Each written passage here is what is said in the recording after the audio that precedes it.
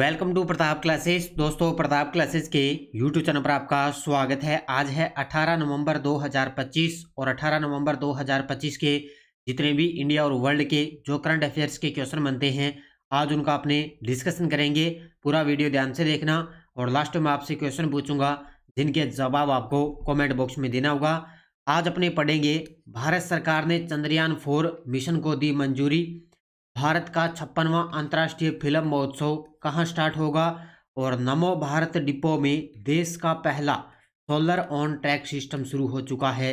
इनकी आज हम चर्चा करेंगे पूरे लेटेस्ट न्यूज़ के साथ में। डेली आपको सुबह ये 7:30 पर ये करंट अफेयर्स की क्लास आपको मिलती है। और जो भी साथी bank, UPSC, SSC, RAS, railway, Delhi police, SI exam, first grade, EO RO, RAS, कोई भी एग्ज़ाम हो, सभी के लिए आपको डेली ये करंट अफेयर्स की क्लास आपको कंटिन्यू मिलती रहेगी। तो जिस साथी के आपको मान के चलो भी इंडिया और वर्ल्ड का सिलेबस के अंदर करंट है, तो आप ये डेली क्लास कंटिन्यू देखो पूरे फैक्ट के साथ, क्योंकि आरपीएससी का टारगेट है अगर आप डेली क्लास देखोगे तो तभी आपका करंट अफेयर्स का क्वेश्चन सही हो पाएगा। सीधा नहीं भी अपनी मंथली क्लासें देख लेंगे उससे पर्सन आपका सही नहीं होगा, क्योंकि आरपीएससी है तो पूरा गहराई से क्वेश्चन पूछती है। डेली आपको क्लास कंटिन्यू देखनी पड़ेगी। करते हैं स्टार्ट आज की क्लास। 18 नवंबर 2025। सभी साथी एक बार करेंगे सेशन को लाइक शेयर। सभी साथियों को प्यार भरा नमस्कार, गुड मॉर्निंग। सबसे पहले हम करते हैं कल के क्वेश्चनों को रिवाइज। कल हमने पढ़ा, भारतीय वायुसेना का दल किस देश में गरुड़ 2025 अभ्यास के लिए पहुंचा? फ्रांस के अंदर। Man portable autonomous under water vehicle को किस संगठन ने विकसित किया? तो डीआरडीओ के द्वारा। भारत की मानव अंतरिक्ष उड़ान आकांक्षाओं को बड़ी सफलता मिलने के बाद गोडरेज एरोस्पेस ने किस इंजन का पहला सेट भारतीय अंतरिक्ष अनुसंधान संगठन को सौंपा? तो वो है Vikram engine. Confederation of Indian industry partnership summit 2025 के 30वें संस्करण का उद्घाटन कहाँ किया गया? विशाखापट्टनम के अंदर। भारत विश्व का छठा सबसे बड़ा पेटेंट फाइलर बनने के बाद डॉक्टर जितेंद्र सिंह ने किस क्षेत्र में महत्वपूर्ण उपलब्धि बताई? विज्ञान और प्रौद्योगिकी क्षेत्र में। किस देश ने भारतीय महासागर की गहराई में 6000 मीटर पर सबसे गहरे पानी के नीचे अनुसंधान प्रयोगशाला स्थापित करने की योजना की? भारत देश ने। 2026 हॉकी वर्ल्ड कप किन दो देशों में आयोजित किया जाएगा? बेल्जियम और नीदरलैंड। 12 नवंबर 2025 को न्योमा एयरबेस को शुरू करने का उद्घाटन किसने किया? तो भारतीय वायुसेना प्रमुख एयर चीफ है मार्शल अमरप्रीत सिंह ने। ये थे कल के क्वेश्चनों का रिवाइज हमने कर लिया। ये राष्ट्रीय अंतर्राष्ट्रीय करंट अफेयर 2026 की टेस्ट सीरीज है ऑल इन वन के नाम से। इसमें आपको फ़ायदा ये है, जो आपको सुबह डेली क्लास मिलती है उसका डेली क्लास का टेस्ट मिलता है, डेली पीडीएफ मिलती है, ठीक है। और वीकली क्लास का, जो आपको संडे के दिन वीकली क्लास मिली थी उसका टेस्ट आपको कल मिल चुका है। और मंथली जैसे पूरा महीना कंप्लीट होता है तो मंथली टेस्ट भी मिलता है, मंथली क्लास आपको यूट्यूब पर मिलती है और मंथली पीडीएफ भी आपको मिलती है, जिसका प्रिंट निकाल के अच्छे तरीके से अध्ययन कर सकते हो। एक फ़ायदा ये है कि इसमें 2025 का भी करंट आपको पूरा उपलब्ध रहेगा, तो ज़रूर आप ज्वाइन करें। ये राष्ट्रीय अंतर्राष्ट्रीय डेली वीकली मंथली इसमें आपका अच्छे तरीके से अभ्यास होता रहेगा, ज़रूर इसका फ़ायदा उठाएं। करते हैं स्टार्ट आज की क्लास। 18 नवंबर 2025 और आज की क्लास का पहला क्वेश्चन। जितने भी विद्यार्थी भी लाइव जुड़ चुके हैं, एक बार सेशन को कर दें लाइक शेयर, क्योंकि डेली आपको कंटिन्यू पूरी रूटीन के साथ ये क्लास आपको उपलब्ध करवाई जा रही है। देखिए, इसरो के चेयरमैन वी नारायण के अनुसार किस मिशन को भारत सरकार ने मंजूरी दी है और इसे 2028 के अंदर लॉन्च किया जाएगा? कल मैंने आपको वर्तमान में कौन क्या की क्लास दे दी थी, उसके अंदर मैंने बता ही दिया कि वर्तमान में इसरो के चेयरमैन कौन है? वी नारायण। क्योंकि कल ही मैंने ताज़ा आपको, कल शाम को 4 बजे क्लास आई थी वर्तमान में कौन क्या की, वो क्लास आप जरूर देख लेना, क्योंकि बेसिक चीज़ें होती है अच्छे तरीके से हमें पता होना चाहिए, ठीक है। तो किस मिशन को भारत सरकार ने मंजूरी दी? वो है चंद्रयान-4। किस मिशन को दी है? चंद्रयान-4 को लॉन्च किया जाएगा 2028 के अंदर। और गगनयान कब होगा? गगनयान होगा 2027 के अंदर, ठीक है, गगनयान 2027 के अंदर। और मंगलयान 2, याद होगा आपको मंगलयान 2 कब लॉन्च होगा? 2030 के अंदर। ये घोषणा हो चुकी है, अच्छे तरीके से पढ़ लेना। अब इसके बारे में अच्छे तरीके से डिटेल पढ़ लेना। चंद्रयान-4 मिशन को मंजूरी, भारत सरकार ने चंद्रयान-4 मिशन को मंजूरी दे दी है। यह मिशन भारत का सबसे जटिल चंद्र अभियान रहेगा। अब चंद्रयान 3 के बारे में तो आपने डिटेल अच्छे तरीके से पढ़ी भी थी और प्रश्न भी आया था, सीधी सी बात है। तो यहाँ पे ये रहेगा भारत का सबसे बड़ा जटिल चंद्र अभियान होगा चंद्रयान 4। ये मिशन 2028 के अंदर लॉन्च होगा। इस वित्त वर्ष में 7 और लॉन्च की तैयारी की जा रही है और इसरो अगले 3 वर्षों में सालाना प्रक्षेपण को 3 गुना करने की दिशा में काम है कर रहा है। यानी कि ये इस वित्त वर्ष के अंदर 7 और लॉन्च करने की तैयारी हो रही है। भी छोटे छोटे जो उपग्रह वगैरह वो लॉन्च करते हैं इसरो के द्वारा। और अभी हाल ही में आपको पता है वो COMS-3 भी लॉन्च किया गया है। बड़ा गजब का बाहुबली एक रॉकेट है, उसके माध्यम से लॉन्च किया गया है इसरो के द्वारा। ठीक है, इसके अलावा आपको क्या पढ़ना है कि चंद्रयान 4 है वो चंद्रमा से सैंपल वापस लाने का प्रयास करेगा। यह एक ऐसी क्षमता है जिसका प्रदर्शन अभी तक केवल अमेरिका, रूस और चीन ने ही किया है। ये क्या काम करेगा? चंद्रयान 4 है वो चंद्रमा से सैंपल वापस लाने का प्रयास करेगा। वीर नारायण इसरो के अध्यक्ष ने कहा कि एक भारतीय अंतरिक्ष स्टेशन पर काम शुरू कर दिया है। इसे 2035 तक पूरा करने का लक्ष्य रखा है। उन्होंने कहा 5 मॉड्यूल में से पहला 2028 तक कक्षा में स्थापित कर दिया जाएगा। ये देखो मैंने करवाया था पहले कि अंतरिक्ष के अंदर 2035 तक अंतरिक्ष स्टेशन स्थापित किया जाएगा और 2040 तक मानव अंतरिक्ष पर कदम रखेगा। याद रखना इसको अच्छे तरीके से, बढ़िया तरीके से। कि ये सारी चीज़ें वैसे मैंने आपको पहले करवाई है, अब दोबारा आपको यहाँ पे रिपीट करवा रहा हूँ। राजस्थान सरकार ने हाल ही में राज्य का नया मुख्य सचिव किसे नियुक्त किया है? वैसे तो आपने पूरी डिटेल पढ़ी होगी अच्छे तरीके से कल नानक क्लासेस पर, तो इसके बारे में और डिटेल में आपको बताने जा रहा हूँ। राजस्थान सरकार ने हाल ही में राज्य का नया मुख्य सचिव नियुक्त कर दिया वी श्रीनिवास को। ऑप्शन नंबर सी, कल ही इन्होंने पदभार ग्रहण किया है। कल ही इन्होंने पदभार ग्रहण किया। इससे पहले कौन थे? सुधांशु पंत राजस्थान के मुख्य सचिव थे, सुधांशु पंत थे। और अब राजस्थान सरकार ने हाल ही में नया मुख्य सचिव किसको नियुक्त कर दिया? वी श्रीनिवास को। देखो, राजस्थान सरकार ने 1989 बैच के वरिष्ठ IAS अधिकारी वी श्रीनिवास को राज्य का नया सचिव नियुक्त किया है। 17 नवंबर को पंत के रिलीव होने के साथ ही वी श्रीनिवास ने मुख्य सचिव का पदभार संभाला है। तो वो रिलीव हो चुके हैं। श्रीनिवास इससे पहले केंद्रीय प्रतिनियुक्ति पर कार्यरत थे और प्रशासनिक सुधार, लोक शिकायत, पेंशन और पेंशन कल्याण विभाग में सचिव के रूप में सेवा दे चुके हैं। अब क्यों चर्चा में है? क्योंकि इनका पहले वाला विभाग पूछा जा सकता है आपसे कि किस पद पर ये सेवा दे चुके हैं। मुख्य सचिव के साथ साथ वी श्रीनिवास को 2 अतिरिक्त जिम्मेदारियां दी गई। एक तो RSML यानी कि Rajasthan state mines and mineral limited के अध्यक्ष रहेंगे और साथ में मुख्य आवासीय आयुक्त दिल्ली के भी रहेंगे, आवासीय आयुक्त रहेंगे। 2 जिम्मेदारियां इनको साथ में दी जा चुकी है। इसके अलावा रिलीव हुए मुख्य सचिव सुधांशु पंत को केंद्रीय सामाजिक न्याय और अधिकारिता मंत्रालय में सचिव नियुक्त किया जाएगा। अब देखो ये चर्चा में है अपने लिए, क्योंकि मुख्य सचिव रहे थे ना रिलीव हुए सुधांशु पंत, इनको अब केंद्रीय सामाजिक न्याय और अधिकारिता मंत्रालय में सचिव नियुक्त इनको किया जाएगा। कार्यभार ग्रहण करने तक सुधांशु पंत कैबिनेट सचिवालय में OSD के रूप में कार्य करेंगे, इसलिए पूरी चर्चा में है, तो इनको भी अच्छे तरीके से याद कर लें।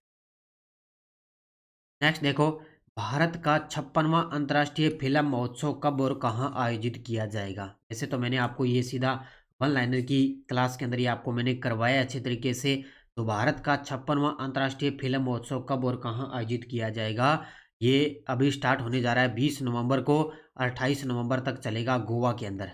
चलेगा 20 से लेकर 28 नवंबर गोवा के अंदर 56वां अंतर्राष्ट्रीय फिल्म महोत्सव का आयोजन किया जाएगा। बस तारीख याद रखना और जगह आपको याद करनी है। ठीक है, देखो तो 56वां अंतर्राष्ट्रीय फिल्म महोत्सव 20 से 28 नवंबर 2025 गोवा में आयोजित होगा। ये जो फिल्म महोत्सव है ये 1952 से दक्षिणी एशिया का एकमात्र मान्यता प्राप्त प्रतिस्पर्धी फिल्म महोत्सव है। यानी कि अंतर्राष्ट्रीय फिल्म महोत्सव मान्यता प्राप्त है ये 1952 से।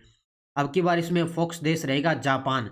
6 समकालीन जापानी फिल्मों का प्रदर्शन रहेगा और भागीदार देश रहेगा स्पेन और स्पॉटलाइट देश रहेगा ऑस्ट्रेलिया। तीनों याद रखना, फोकस देश किस पे रहेगा? जापान के अंदर, भागीदार देश रहेगा स्पेन और स्पॉटलाइट देश रहेगा ऑस्ट्रेलिया। टोटल फिल्में रहेगी 240 प्लस, यानी कि 81 देशों की 240 प्लस टोटल फिल्में इसके अंदर रहेगी। अभी 28 नवंबर को जब इसका समापन हो जाएगा तब इसके बारे में और चर्चा कर लेंगे कौन सबसे टॉप इसके अंदर रहा है। National capital region transport corporation NCRTC ने देश का पहला सोलर ऑन ट्रैक सिस्टम कहाँ शुरू किया है? ये गजब का प्रश्न है अभी। देश का पहला, ये देखो आपके सामने तस्वीर के अंदर, ये देखो इस प्रकार के रेलवे पटरियों के बीच में ये देखो सोलर लगाए गए इनकी, इस प्रकार ये देखो। देश का पहला सोलर ऑन ट्रैक सिस्टम कहाँ शुरू किया गया? दुहाई गाजियाबाद के अंदर।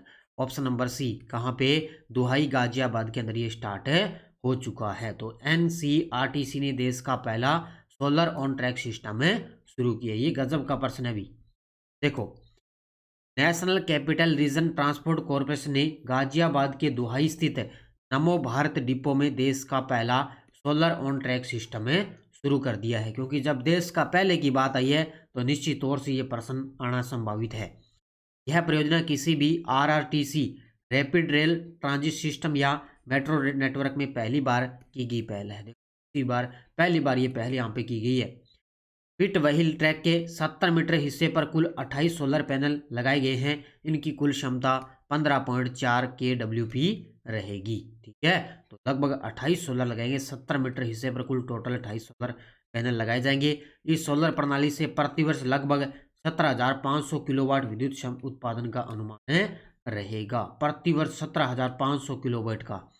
प्रत्येक वर्ष लगभग 16 टन कार्बन डाइऑक्साइड उत्सर्जन में कमी आएगी, जिससे पर्यावरण को लाभ मिलेगा। पर्यावरण के क्षेत्र में इतना बड़ा ये कदम उठा रहे हैं। तो ये देखो आपके सामने तस्वीर के अंदर अंबाजी मार्बल को जीआई टैग दिया गया। ये किस क्षेत्र में मिलता है? ये देखो आपके सामने तस्वीर में ये चर्चा में है अंबाजी मार्बल। तो मार्बल तो आप जानते हो, तस्वीर में आप देख सकते हो अंबाजी मार्बल को हाल ही में जीआई टैग मिला है, इसलिए चर्चा में है। तो ये कहाँ पे मिलता है? तो ये अपने उत्तर गुजरात के बनासकांठा जिले से। कहाँ से मिलता है? ऑप्शन नंबर सी, उत्तर गुजरात के बनासकांठा जिले से इसको ये मिलता है। और अभी हाल ही में इसको अंबाजी मार्बल को जीआई टैग मिला है। अब लगभग आपको पता है किसी भी वस्तु को अगर जीआई टैग मिलता है तो बस वो चर्चा में रहता है भी किस राज्य से उसका संबंध है। तो अंबाजी मार्बल को उसकी सांस्कृतिक, ऐतिहासिक और प्राकृतिक विशेषता के चलते जीआई टैग प्रदान किया गया। जीआई टैग का प्रमाण पत्र वाणिज्य और उद्योग मंत्रालय के अंतर्गत डीपीआईआईटी उद्योग एवं आंतरिक व्यापार संवर्धन विभाग द्वारा ये जारी किया गया। अंबाजी मार्बल अपने दूध या सफेद रंग और ऐतिहासिक महत्व के लिए विशेष रूप से प्रसिद्ध है। तो ऐतिहासिक महत्व के लिए विशेष रूप से प्रसिद्ध है।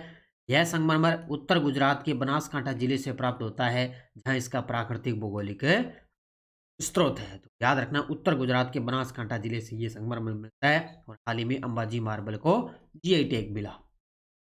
दक्षिण अफ्रीका के फोटोग्राफर विम वैन डेन ह्यूवर को 2025 के वन्यजीव फोटोग्राफर ऑफ द ईयर का खिताब किस तस्वीर के लिए दिया गया? ये गजब का प्रश्न है। अब हमें लगता नहीं है इस प्रकार का क्या क्वेश्चन आएगा, लेकिन इस प्रकार के प्रश्न आते हैं सीधे एग्जाम में। तो दक्षिण अफ्रीका के एक फोटोग्राफर है जिसका नाम है विम वैन डेन ह्यूवर। ठीक है, तो इनको मिला है वन्यजीव फोटोग्राफर ऑफ द ईयर का खिताब। किस तस्वीर के लिए दिया गया? इनको मिला है घोस्ट टाउन विजिटर के लिए। ऑप्शन नंबर बी, किसके लिए? घोस्ट टाउन विजिटर के लिए, तस्वीर के लिए इनको वन्यजीव फोटोग्राफर ऑफ द ईयर का खिताब मिला है।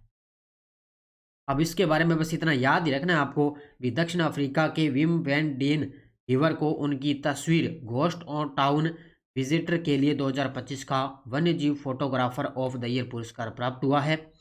इसका आयोजक, यह प्रतिष्ठित पुरस्कार नेचुरल हिस्ट्री म्यूजियम लंदन द्वारा प्रदान किया जाता है। ये लंदन द्वारा प्रदान किया जाता है, बस इतना आपको अच्छे तरीके से पढ़ना है।